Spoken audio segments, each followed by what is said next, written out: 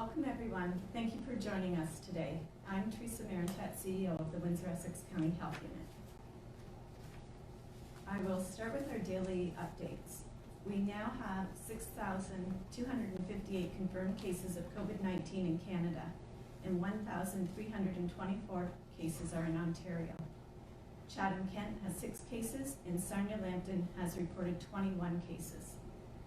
Michigan now has 5,486 cases, with 1,542 cases being in Detroit. To date, we have 44 confirmed cases of COVID-19 in Windsor-Essex. The health unit follows up with all positive cases. Due to the increasing volume of positive test results, we will no longer be providing specific details on each case.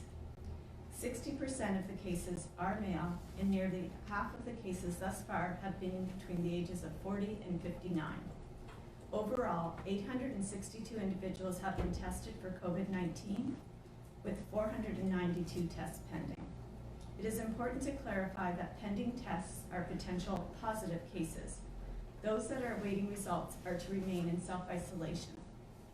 Testing for COVID-19 should be based on clinical assessment. All specimens submitted will be tested.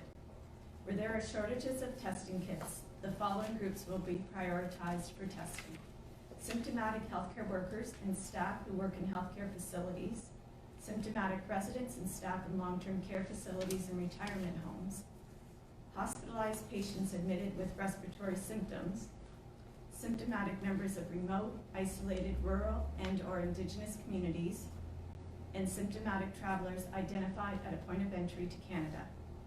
Please continue to visit WECHU.org for the most current information and case counts. If you have traveled outside of Canada and are feeling unwell and need to seek a health assessment for COVID-19, you have 3 options. Complete the online assessment tool available at ontario.ca, contact Telehealth Ontario, or call your primary care provider for a phone assessment or a virtual assessment if available. They will guide you for next steps, including contacting public health or attending an assessment center. I will now turn it over to Dr. Wajid Ahmed, our Medical Officer of Health, for further updates regarding COVID-19.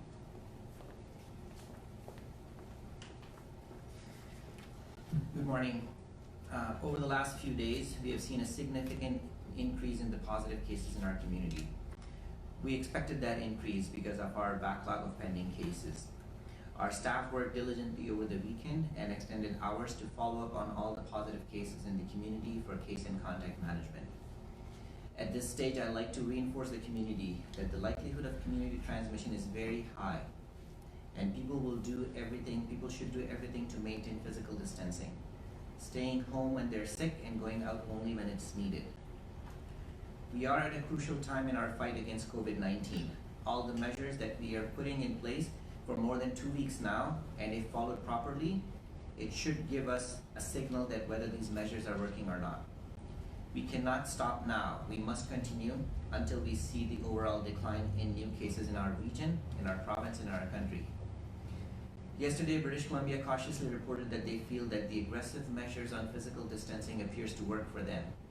For the rest of Canada, including Ontario, and also for our community, we have to keep a close eye on it, and especially this week. Most of these positive cases that we reported in the last 2 days were in isolation and were tested last week and some the week before. Anyone who's tested this week and come back positive will be an indicator of success of how our aggressive physical distancing measure to flatten the curve is working or not. We know many individuals did not follow the public health direction of self-isolation. To them, I am urging, please follow public health direction of self-isolation. When people are not following the public health direction of physical distancing, and if they have the disease, they are infecting everyone else around them. Some of these infected individuals will end up in hospitals. Small number of these infected people will end up in ICU. And some may die for COVID-19 as a result of people not self-isolating themselves. Please stay home when you're sick or advised by public health to self-isolate. It is important. Please stay home. To the seniors and people with chronic diseases, you are at a higher risk of developing more severe consequences of COVID-19. Please do not go outside of your home and meet anyone who does not live in the same house. Please use delivery services for your groceries or other needs. Have your family members bring your essentials to you. Have them dropped off at your door without letting them in. We are at a stage in our community that the likelihood of someone being positive for COVID-19 is high. We need to prioritize individuals who should be tested for COVID-19 as opposed to testing everyone in the community. We know most individuals, up to 80%, will recover on their own without any clinical intervention. Up to 20% will require hospital admission, and up to 5% will require ICU admission. It is time that we should use our resources carefully to prioritize testing for individuals who are at a risk of developing more severe consequences of the disease, and for the majority, self-isolation will be the best thing in the absence of any treatment. All of us are in this together, and we must work together as a community to prevent the spread of COVID-19 in our community. Everyone should continue to practice physical distancing. Please stay home when you're sick or you've been asked to self-isolate, please. Everyone else, make sure that you are following the physical distancing when you're outside. Wash hands with soap and water thoroughly and often. Cough or sneeze into your sleeves or tissue. And please keep the surface clean and disinfected. Thank you.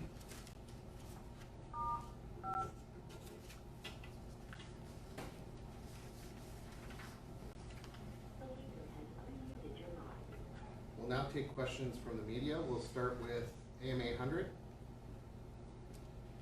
Of the 44 positive cases, how many right now are in hospital? We heard from the hospital that they have 8 cases that are positive in the hospital.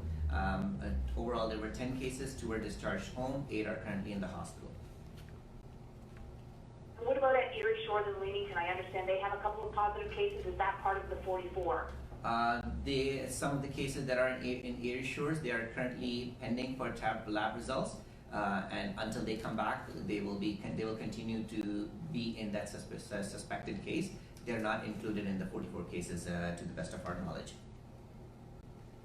Question from Windsor-Essex.ca. Of the 44 cases, how many of those are travel related? We are getting all those details, and we will be providing a good epi-summary tomorrow morning. I can say that initially half of those cases were travel related, but we will be providing that epi-summary tomorrow when we have more details on all of these cases. CTV. I hear community transmission is expected, if not already going up a lot. How bad is it? It is bad because all these measures that we are putting in place, they are there to prevent this community transmission. And if it's happening, that means that our measures are not working or people are not following that. We know a good majority of the people are following those social distancing measures. They are doing their part in not going outside when it's needed. But there are people who were advised to self-isolate who didn't follow the instructions. So I think it is very important for those people to realize that maybe they are fine, maybe they have mild symptoms, but they are putting other people at risk. They are putting some of these individuals who could potentially die as a result of complication of COVID-19. They need to recognize that it's not just them, it's all about us. It's all about all those sick and vulnerable people in our community who could potentially die. And we must act to prevent those things. All these measures are in place to protect everyone in the community, including the sick and vulnerable. So please follow the directions as we are providing you with self-isolation. The number of cases are increasing. The likelihood of them coming in contact with other people is high. We must act. We must act together to prevent this from happening. I heard David Mouget on the radio this morning, and I'm not quoting it, but he talked about how this is a critical week. This week, perhaps going into next week as well. How critical is this time in terms of flattening that curve? Well, we know that all these social physical distancing measures were put in place about 2 weeks earlier, like a little over 2 weeks. So all of that piece should give us an indication, because if people are actively following those instructions, we should be seeing an effect on flattening the curve. We have heard from British Columbia that they are showing cautious optimism to the fact that they have seen a decline in the number of cases that they were expecting to see. We hope to see that in Ontario too. We like to see that in Ontario, and as long as we are seeing that, it would be a good sign. But on the other hand, because of our pending cases, we may see an increase in the number of cases. So we'll have to be careful in how we're interpreting the data. Any case who develops symptoms this week and come back positive this week, that will be an indication of what happened in the last 2 weeks. But for some, we may still see some positive. We still have, I guess, close to 400 cases results still pending. A good number of them can still come back positive.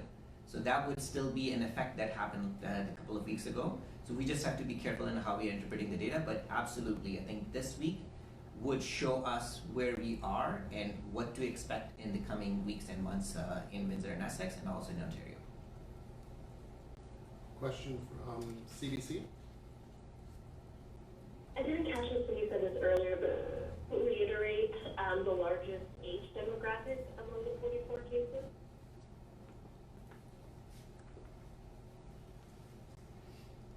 So we have half of the cases are between the ages of 40 and 59. 40 and 59. And of the 44 cases, can you say what percentage or how many are healthcare workers, either in Windsor or in WECHU? So we don't have all the details of all the 44 cases yet. The health unit staff contact each case, and based on the interview, they determine the possible risk exposures. So that is a question that will be answered, but we don't have all of those details right this minute on all 44 cases. Okay, thank you. Question from Blackburn. Yeah, to clarify, you're talking about interpreting the results. The 500 that are tested, maybe just to clarify for people, these are people who were tested. Are we getting like last week's test results, 2 weeks ago test results? Is it still a mix? And are new test results coming in? Are people who are tested later in the week? Are they coming in sooner? Is the backlog? Are we getting the test results as they were tested, or kind of into the mix? So right now it's a mix. Some test results we are getting back, which is old results that went to a public health lab in Toronto. A good number of them are now going to London. So the London lab, the results we are getting faster. Some of the pending results we are getting from Toronto, Hamilton, and other places.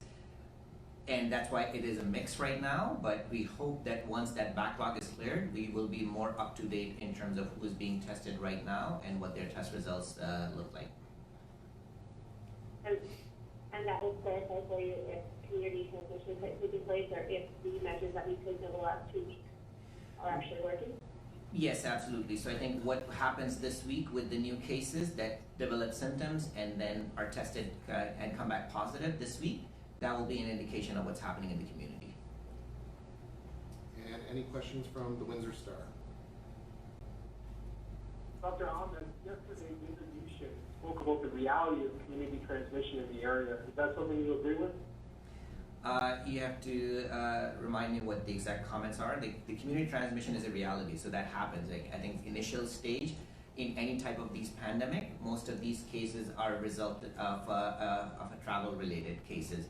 So if you look at the measure that the government has put in place right from the beginning in terms of restricting travels to other countries or people coming in from all those infected countries, we try to put that kind of measures in place to prevent that from happening. Once we pass that stage, and if that fails, then we start to talk about community transmission. And in the similar way, initially our cases are travel related, but when they travel related cases, if they're not following those instructions, it lead to the community transmission, and this is what we are seeing right now. So community transmission is here. Well, that's what we're assuming based on the data that we have, but we will have more details tomorrow in our epi summary, which will break it down by the travel related versus people who didn't travel but still got infected. How does that change people's behaviors outside of their homes and in terms of decontamination practices? Well, I guess when we're talking about many of these places where environmental cleaning is essential, the workplaces, the businesses, non-essential businesses, they are all closed already. There are some essential workers who are already working, some of the places where they are still expecting these people, They are doing more environmental cleaning. We are asking them to do more environmental cleaning, especially the high-touch areas. People in the community, when they are going outside, the same measures still apply. They still need to maintain that physical distancing. They still need to wash their hands frequently and often and thoroughly. They still need to do all those respiratory etiquette that we talk to them about and protect others from happening. We're still asking people to limit who they meet and who they are coming in contact